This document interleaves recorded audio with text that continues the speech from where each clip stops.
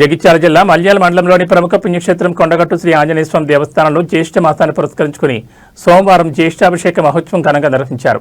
వేద మంత్రోత్సవాల మధ్య స్వామివారికి పంచామృతాభిషేకం 108 కలశాలతో విశేష పూజలు నిర్వహించారు. తెలంగాణతో పాటు వివిధ ప్రాంతాల నుంచి పెద్ద సంఖ్యలో భక్తులు పాల్గొని స్వామివారిని దర్శించుకుని ప్రత్యేక పూజలు చేసి తీర్థప్రసాదాలు స్వీకరించారు. మహోత్సవ ఏర్పాట్లను దేవస్థానం ఈవో ఎస్ సంజనారెడ్డి, ఆలయ అర్చకులు, అధికారులు, వేద పండితులు పర్యవేక్షించగా భక్తులకు ఎలాంటి ఇబ్బందులు కలగకుండా ప్రత్యేక ఏర్పాట్లు చేశారు.